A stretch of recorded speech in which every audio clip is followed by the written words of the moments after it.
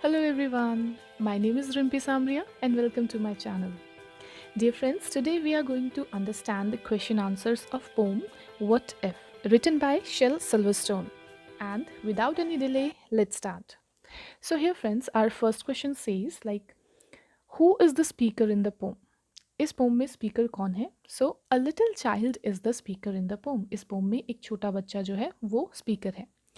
What are the things that the speaker is worry about? वो कौन सी चीज़ें हैं जिसके लिए स्पीकर चिंता करता है? So the answer is the speaker is worried about several things. There are so many things that he is worrying about.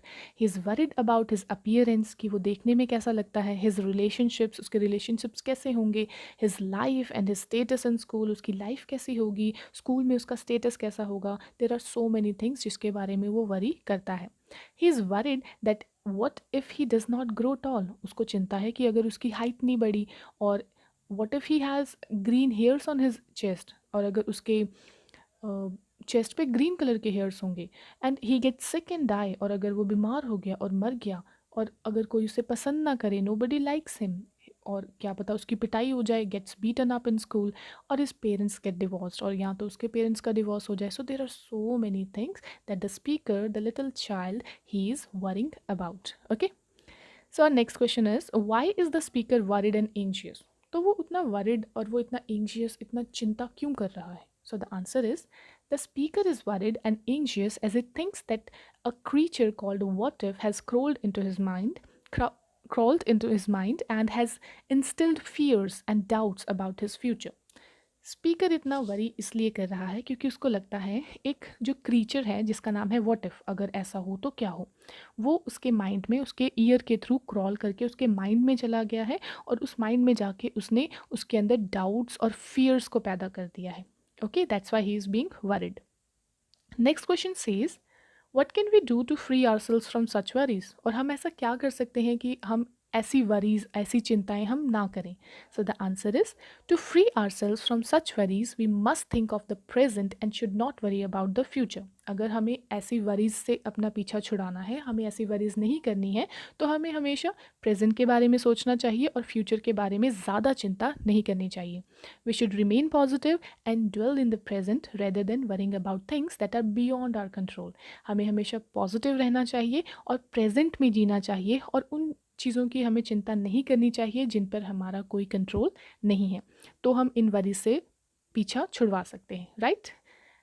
Let's jump on to question number 2. Here it says read the following lines and answer the question. So आपको यहाँ पे 2 lines दी गई हैं, उसके according जो questions पूछे गए हैं उसके आंसर देने हैं. So the line is and pranced and partied all night long and sang their same old what if song. So who pranced and parties? कौन prance और party कर रहा है? The creatures called what if pranced and partied all night long. जो creatures हैं जिसको कि child what if कहता है, जो उसके mind में instilled है, उसके अकॉर्डिंग वो उसके माइंड में बैठ के पार्टी कर रहे हैं. Where did they prance and party. कहाँ पे करते हैं वो प्रांस और party? They prance and party inside the narrator's head. उसके माइंड में, उसके हेड के अंदर करते हैं.